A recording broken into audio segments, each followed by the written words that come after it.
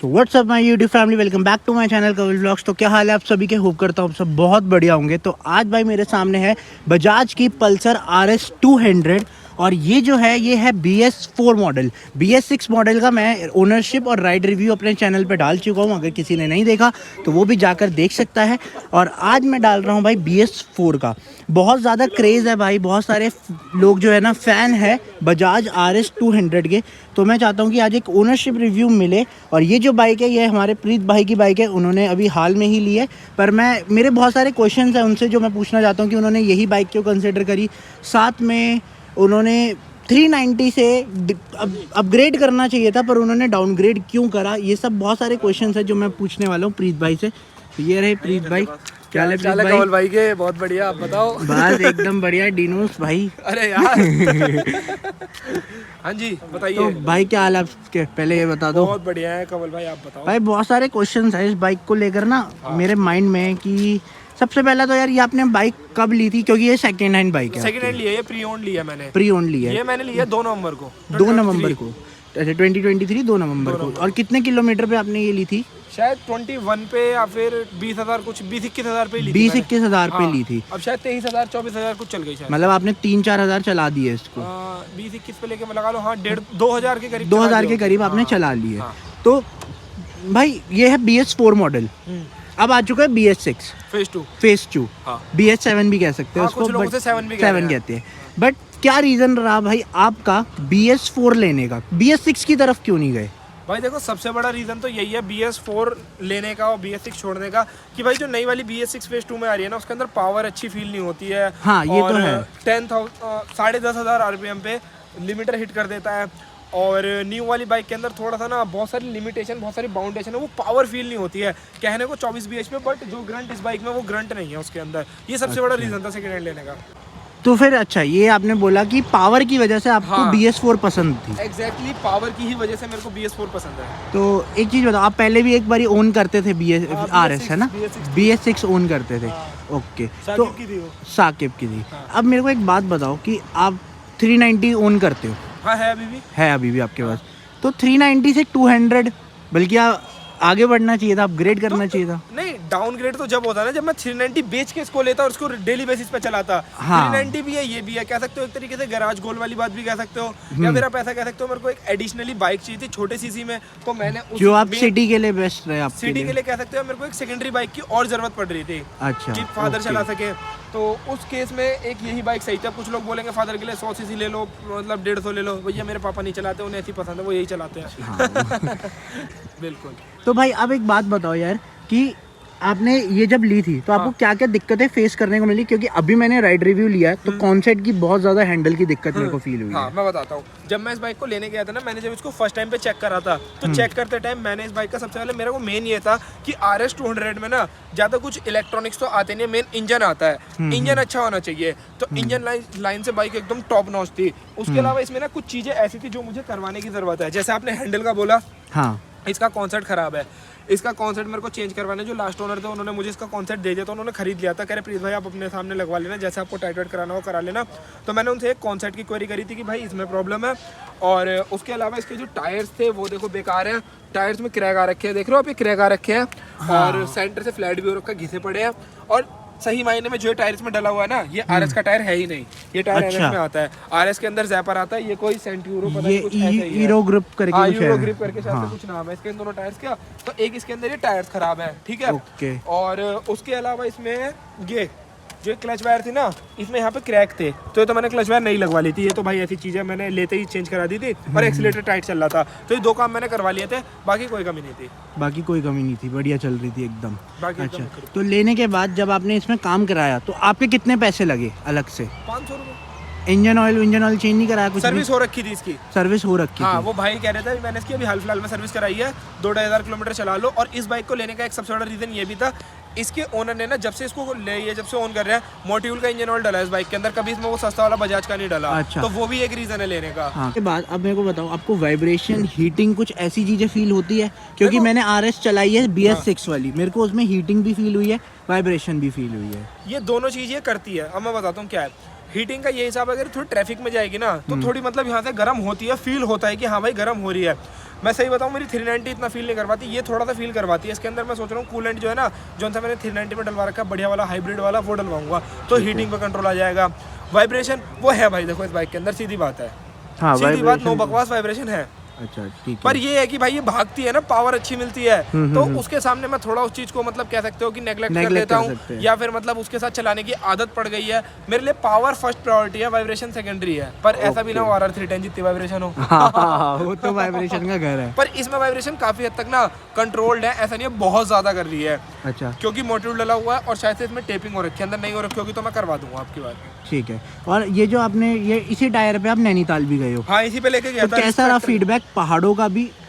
देखो टायर तो ये बेकार ही था जो बात है, पर बाइक का पहाड़ों पे फीडबैक बहुत जबरदस्त है। मतलब अब ये लगा लो मैं इसको पहाड़ों पे चला रहा हूँ, इंक्लाइन पे चढ़ा रहा हूँ या फिर लीन वीन कर रहा हूँ। खैर लीन ज्यादा नहीं करी थी इन टायर्स की वजह से, पावर बहुत अच्छी फील हो रही थी, मस्त चल रही थी। नैनीताल में ना एक जगह बेहद इंक्लाइन है, कम से कम इतना, देखो जैसे प्लेन रोड हो गई थी, प्लेन रोड समझना, अब ये इतनी खड़ी रोड थी, इतनी खड़ी भाई, इतना ज्यादा इंक्लाइन था। और हम इस पर 2 जने बैठे थे, मैं और डीडी, हम दोनों थे। तो क्लोज टू 72 या 70 kg मेरा वेट है और 71 किलो ही उस आदमी का वेट है। हम 2 आदमी इस पे बैठे थे और इंक्लाइन पे जाके इसने कह दिया मालिक that's enough for me please. वहाँ पे फिर भाई मैंने डीडी को उतारा और तब ये चढ़ी थी। बस वो एक जगह थी जहाँ इसने अपनी ऐसी की तैसी करवाई थी, पर वो खड़ा भी बहुत ज़्यादा था, बहुत खड़ा था वो। वहाँ पे ड्यूक भी दूसरे गेयर में है, पहले गेयर में चढ़ती, इतना खड़ा था। तो वहाँ इसने थोड़ी सी पोटी करी थी, वरना बाकी कहीं पहाड़ों पे कोई पावर लैग वैग कुछ नहीं, तभी तो BS4 लिया है। और ये बताओ ऑफ रोड करा वहाँ पर? हाँ थोड़ा बहुत। कैसा रहा ऑफ रोड का? कोई दिक्कत नहीं है, ऑफ रोड बढ़िया रहा, एकदम बढ़िया परफेक्ट रहा। रहा। टायर की वजह से थोड़ा लगा होगा कि यार एक अलग फैक्टर है वैसे, हाँ। मगर सस्पेंशन वाइज कोई दिक्कत नहीं। सस्पेंशन वाइज कोई दिक्कत मैं नहीं। पर्सनली ड्यूक की सस्पेंशन की मेरे को ज्यादा हैबिट है। मैं पिछले 2 साल से भाई मेरे को अगर यहाँ सुसु करने भी जाना है तो मैं ड्यूक से ही जाता हूँ। थोड़ी आदत है खराब थोड़ी सी, तो मेरे को उसके सस्पेंशन की इतनी ज़्यादा आदत है ना, उसके सामने मुझे इसका सस्पेंशन बेकार लगता है। मुझे छोटे छोटे गड्ढे भी ना इसमें ऐसा लगता है फील हो रहे हैं। तो अभी जब इसके टायर चेंज हो जाएंगे ना तो थोड़ा उस चीज़ से फर्क पड़ेगा, थोड़ा मैं अच्छा टायर लगवा लूंगा। और भाई इसकी सस्पेंशन देखो ड्यूक के सामने तो बेकार ही है। टेलीस्कोपिक है ना? टेलीस्कोपिक का पीछे मोनोशॉक है, पर ये है कि भाई RS की सस्पेंशन अच्छी है, स्टेबल चलती है, बाइक मजा आता है। ओके। और विजिबिलिटी का कैसा रहा पहाड़ों पर? और अगर एक नंबर हेलोजन है, बेस्ट थ्रो दे रहा भाई है। लाइट इसकी बहुत बेस्ट है, लाइट में कोई कमी नहीं है। लाइट तो मैं चेंज भी नहीं कराऊंगा, पीली रखूंगा। बस एक जगह पे लाइट की मुझे कमी लगी थी, उसके लिए मेरी ड्राइव लगवानी पड़ेगी। जब मैं हाईवे पे चल रहा था ना रात के टाइम पे, लगभग हम 100-120 कांस्टेंट क्रूज कर रहे थे। भाई इस बाइक को कांस्टेंट आप 130-135 क्रूज कर सकते हो बिना किसी दिक्कत के। हाँ, कंफर्टेबल है यार, कांस्टेंट विंड ब्लास्ट पे इतना नहीं लगता, इतना ज्यादा। तो वहां पे मेरे को ऐसा लग रहा था कि यार अब लाइट की थोड़ी ना और जरूरत है, क्योंकि हाईवे पे ना बहुत चौड़ी रोड होती है, एकदम से गड्ढा ना दिखे तो वो फिर टेंशन प्रॉब्लम बनती है। हाँ, वो तो तब जरूरत पड़ जाती है, उस जगह मेन जरूरत लगती है, वरना बाकी पहाड़ों पे कोई कमी नहीं लगी, सिटी में कोई कमी नहीं लगती है। लाइट बहुत अच्छी है बाइक की। अच्छा, कंफर्ट का बताओ। जैसे हैंडल तो ठीक है, अपराइट है तो कंफर्टेबल है, सीट का कंफर्ट कैसा है इसका? सीट का कंफर्ट देखो ऐसा है, या तो इस बाइक की जो सीट है वो थोड़ी कठोर हो गई है बहुत लंबे टाइम से, इसकी थोड़ी कुशनिंग खराब है। मतलब ये लगा लो 100 किलोमीटर के बाद या 110 किलोमीटर के बाद एक हॉल्ट मांगती है। अच्छा ठीक है। और आप जब नैनीताल गए थे तो पिलियन में आपका सामान भी था? हाँ, बैग था। हाँ। तो देखो बोलने की बात ही नहीं है, पावर लैग तो मेरे को नहीं लगता इसमें फील हुई होगी। पावर लैग इसके अंदर कोई खास फील नहीं हुआ था, पीछे बैग बंधा हुआ था और पता भी नहीं चल रहा था पीछे कुछ है। हाँ। ओके। और आप कह ही रहे हो 130 पे आप आराम से इसको लेकर जा रहे हो? कांस्टेंट इसको ना रामपुर से लेकर दिल्ली तक कांस्टेंट 120 की स्पीड पे चलाई है। 120, 125, 120, 125, 200 या 220 किलोमीटर हमने दोनों ने, अपाचे RR310 और इसने, हमने कवर कर लिए थे।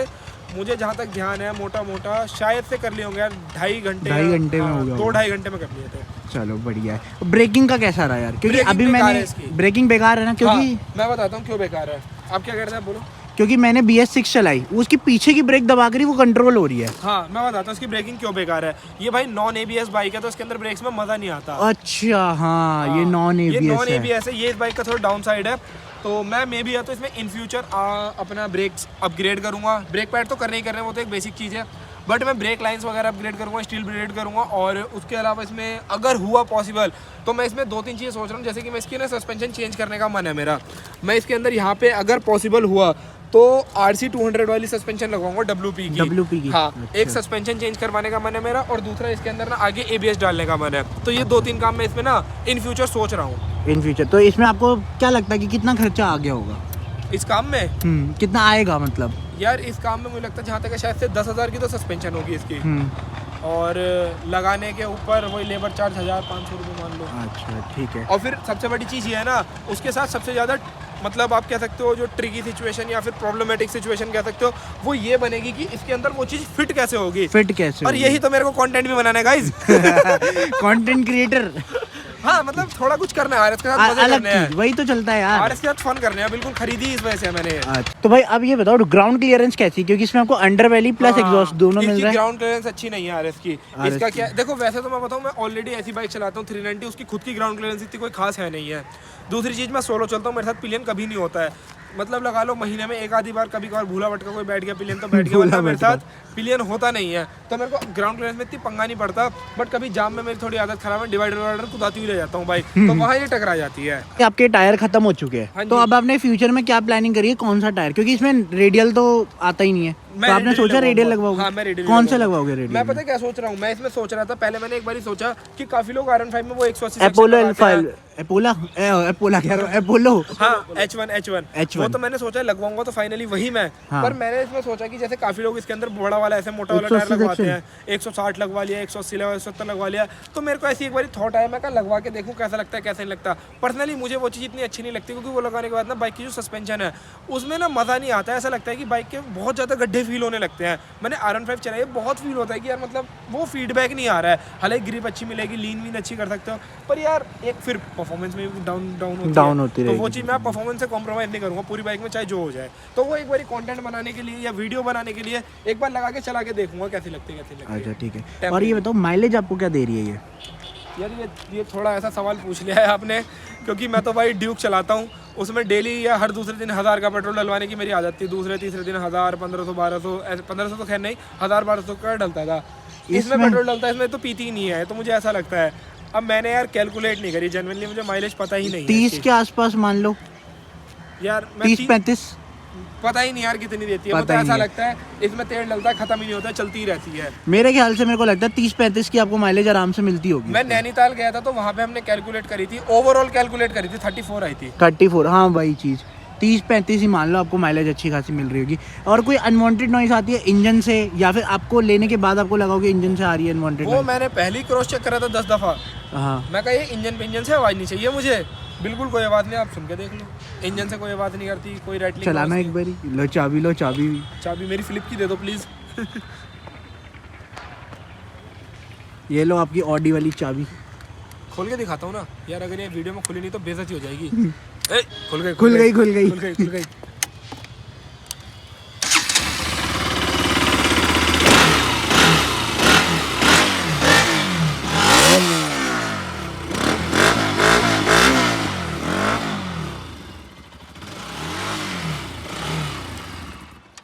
अच्छे से चेक करके लिया आपने, है ना बाइक को? बहुत बढ़िया तरीके से चेक करी है। और इन फ्यूचर जब आप अगर सर्विस की सोच रहे हो, सर्विस कराने की, तो आपको क्या लगता है कितने का खर्चा आपका आएगा इसमें? यार इसमें देखो मैं बताता हूँ, मोट्यूल डलेगा आपका 1000 या 1100 रुपये का, इंजन ऑयल डलेगा शायद 1000 का ही डलता है जहाँ तक मुझे लगता है। वहाँ 1500 तक का आता होगा। नहीं, 1500 का तो ड्यूक में डलता है, 1500-1700 रुपये का। अच्छा। अगर 7100 डलवाते हैं तो इसमें 7100 डला हुआ है। मेरे हिसाब से 1000 रुपये का आप इंजन ऑयल लगा लो, 250 रुपये का एयर फिल्टर, 80 रुपये का ऑयल फिल्टर, 400-500 रुपये लेबर चार्ज, चेन ल्यूब, चैन क्लीन, तो वही मोटा मोटा 2000 के आसपास सर्विस बैठे। और अगर ब्रेक पैड चेंज कराऊंगा तो इसके ब्रेक पैड तो कूड़े के भाव आते हैं। पर बहुत सस्ते हैं इसके ब्रेक पैड भाई। हाँ, ये भी मैं पूछने वाला था कि अगर एक्स्ट्रा कोई एसेसरी में पार्ट लगवाना हो, हाँ, तो बहुत सस्ते पार्ट्स हैं भाई इसके। मैंने अपनी ड्यूक का ब्रेक पैड डलवाता हूँ, 3000 रुपये का ब्रेक पैड है उसका आगे का, 3000, 2800, 2900 इतने का है। इसका 250 रुपये का है। सही है भाई, बहुत सस्ते हैं। और चलता कितना है? 10,000 किलोमीटर। अच्छा ये बताओ, ब्रेक पैड जैसे आप बात कर रहे हो, पीछे का ब्रेक पैड या आगे का ब्रेक पैड कौन सा सस्ता है? दोनों ही सस्ते। दोनों ही सस्ते वो हैं। भी 250-300 रुपये का ही है। वो भी 250 का है। R15 वाले ही देते हैं क्या महंगा? R15 वाले लूटते हैं। बजाज मैंने इसीलिए तो खरीदी है गाइस, इसकी मेरा खर्चा ना हो। मजाक कर रहा हूँ। अच्छा ये बताओ, जैसे कोई भी अगर बंदा जाता है second hand pre own bike लेने, तो उसको किस किस फैक्टर्स को ध्यान में रखकर अपनी बाइक लेनी चाहिए? चाहे वो यही हो BS4। सबसे पहला तो भाई इंजन से ऊपर कुछ नहीं होता है। सेकंड, कितने ओनरों ने उसे पहले ओन करा है, कितने लोगों के हाथ में चले, उसका हिस्ट्री पूरा पता लगाओ। थर्ड चीज़, बाइक नॉन एक्सीडेंटल होनी चाहिए। फोर्थ चीज़, बाइक में कोई इंजन के अलावा अनवांटेड खर्चा तो नहीं है। उसके अलावा नेक्स्ट चीज़ की सारी चीज़ें प्रॉपर्ली वर्क कर रही हैं नहीं कर रही हैं। मान लो आप बाइक लेने का एक इंडिकेटर टूटा हुआ मिल रहा है, वो एक्सेप्टेबल है, वो चल जाएगा, क्लच प्लेट खराब ना मिले, क्लच प्लेट खराब। समझ रहे हो आप। तो ये कुछ बेसिक चीज़ें होती हैं जो आपको चेक करनी चाहिए। ठीक है, तो आपने तो ये सब चीज़ें अच्छे से चेक करी है, क्योंकि वो मैंने खुद देखा है आपके वीडियोस में। भाई डिटेल में अच्छे से खोल के आपने देखी है बाइक को। बढ़िया से मैंने कहा भाई खोल दो, जो मर्जी वो खोल दो, पर चेक कर लो एक बारी। अगर पेमेंट हो गई तो फिर तो अपनी ही है। अब मुझे एक और आपकी राय चाहिए हाँ कि अगर कोई BS4 और BS6 में से चॉइस करे तो कौन सी लेनी चाहिए उसको? भाई देखो, अगर अच्छी कंडीशन में मिले तो BS4 ले लो, कोई दिक्कत वाली बात नहीं है। कम से कम 1,20,30,000 रुपये बचा लोगे। 70-80 हज़ार की मान लो ये लोगे तो नहीं आ रही है 2,05,000 रुपये की, ठीक है। तो आप ये वाली ले सकते हो। अगर आपको एक अच्छी पावर चाहिए, आपको एक पावरफुल बाइक चाहिए, फुल फन मजे वाली चाहिए, तो आप डेफिनेटली इसके साथ जा सकते हो, RS BS4 के साथ। बट वहीं आपको ये है कि नहीं भाई मुझे ब्रांड न्यू ही बाइक लेनी है, RS 200 ही लेनी है, थोड़ी स्मूथ चाहिए, तो आप वो भी ले सकते हो। बट मैं तो पर्सनली भाई ये रिकमेंड करूँगा कि दोनों सेम है, कोई फ़र्क नहीं है। फ़र्क नहीं है, कुछ भी ऐसा नहीं है कि जिसके लिए आप अलग से इतना पैसा खर्च करो, कुछ भी नहीं है ऐसा। फिर ABS मिलता है इस वाले वेरिएंट में भी, मिलता है इस पर्टिकुलर इस बाइक में नहीं है। आप 17, 18, 19 की बाइक उठाओगे, सिंगल चैनल ABS सब में आता है, सिंगल चैनल ABS। हाँ। ठीक है, पर अगर किसी को ड्यूल चैनल जाना है तो वो फिर भाई BS6 न्यू में ही मिलेगा, न्यू में ही मिलेगा। ठीक है, तो ये था भाई एक प्रीत भाई का ओनरशिप रिव्यू। इन्होंने हर एक चीज़ एक्सपीरियंस शेयर कर दिया है। इन्होंने रीज़न भी बता दिया कि इनका क्या रीज़न था BS4 लेने का, और इन्होंने ये भी क्लियर कर दिया कि अगर आपको पावर चाहिए तो भाई आप जा सकते हो BS4 के लिए, लेकिन अगर आपको फीचर्स प्लस इसमें आपको गियर शिफ्ट इंडिकेटर देखने को भी नहीं मिलता, बाकी सारी चीज़ें सेम ही है जो BS6 में आ रही है। इसमें बस एक चीज़ मिलती है, वो ये है, वो भी स्लो है इसका। ये स्टार्ट कर दी, अब मैं फर्स्ट गियर डालूंगा, बंद हो गई। हाँ, अब आप देखना, अब मैंने साइड स्टैंड ऊपर करा, स्टार्ट करी, स्टार्ट नहीं होती। अरे वो होती है वो इसमें इसका ना यहाँ पे बटन है, उसमें कुछ प्रॉब्लम हो रही है इसलिए नहीं हो रही है। अच्छा, होती है। अब ये फर्स्ट गियर पे है। हाँ, अब मैं साइड स्टैंड लगाऊंगा, इंस्टेंट बंद नहीं होगी जब तक ये सेंस करके यहाँ पे साइड स्टैंड लिखा नहीं आएगा, तब तक बंद नहीं होगी। ये देखो स्टैंड खुल चुका है, बहुत देर हो गई खोले हुए, अब बंद हुई है। हाँ, ये सिस्टम इसका बहुत स्लो है ये। तो ये तो फिर कुछ अंदर ही कुछ नहीं, ये पुरानी जितनी बजाज की बाइक है सब में स्लो पुरानी बाइक में मेरे को पहले डोमिनार थी, उसका भी ऐसे ही होता था, स्लो था। ठीक है, तो ये था भाई एक ओनरशिप रिव्यू भाई का, प्रीत भाई का। इन्होंने सब चीज़ें आपको बताई दी है। बाकी आप कमेंट करके बताना आपको भाई कौन सी बाइक लेनी है, BS4 लेनी है या BS6 लेनी है, ये चीज़ मैं आपके ऊपर छोड़ देता हूँ। बाकी अगर व्लॉग पसंद आया तो भाई कमेंट करके ज़रूर बताना, लाइक करना और सब्सक्राइब करना मत भूलना। बाकी मिलते हैं फिर किसी और व्लॉग में, तब तक के लिए signing off, take care all of you.